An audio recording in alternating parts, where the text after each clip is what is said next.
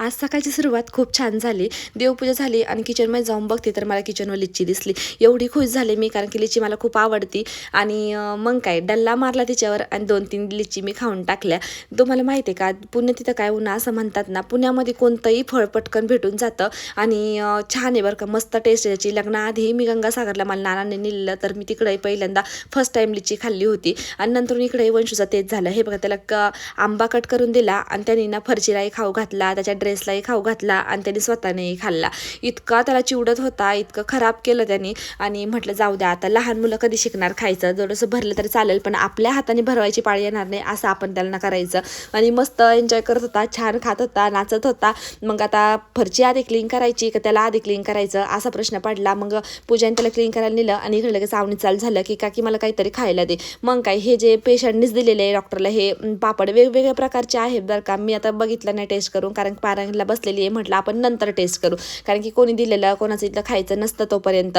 मग काय, मी आवणीला ना मस्त ते तळून दिले पापड आणि तिने ती खायला घेतले. छान होते, छान मस्त तेलामध्ये फुलले पण ते. आणि तिला दिले, काही प्रेमला काढून ठेवले आणि थोडेसे मी वंशूलाही दिले, कारण की त्या पोरांच्या हातात जे दिसेल ते वंशूला लगेच पाहिजे असतं.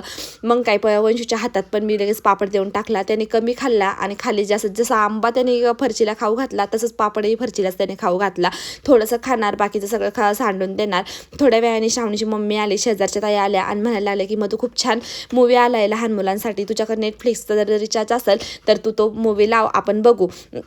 महेश आणि शिवानी आली, महेशनेच रिचार्ज मारला आणि आम्ही तो मूवी बघायला सुरुवात केली. मूवी बघायला आम्ही जास्त बघितला लहान मुलांपेक्षा, लहान मुलांचा मूवी, आणि आम्ही जास्त तो एन्जॉय केला, कारण की ते तीन मुलं 3 मिनटंसुद्धा शांत बसले नाही. एवढे जे दिसत आहे ना, ते 3 मिनिटसुद्धा ते शांत बसले नाही. नंतर त्यांचाच धिंगाणा चालू झाला. इकडं वंशू पण किरकिर करायला लागला, शिवानीची कृष्णा बी किरकिर करायला लागली, पण बसलेले शांत.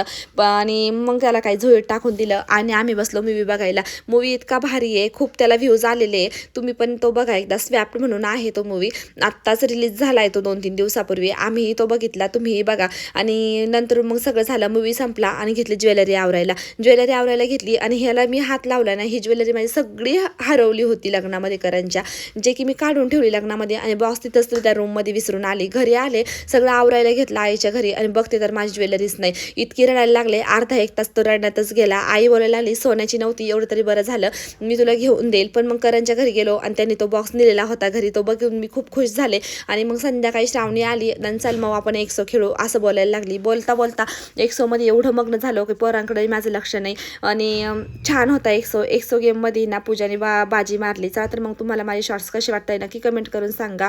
चला तर मग भेटूया नेक्स्ट शॉर्ट्समध्ये, तोपर्यंत बाय.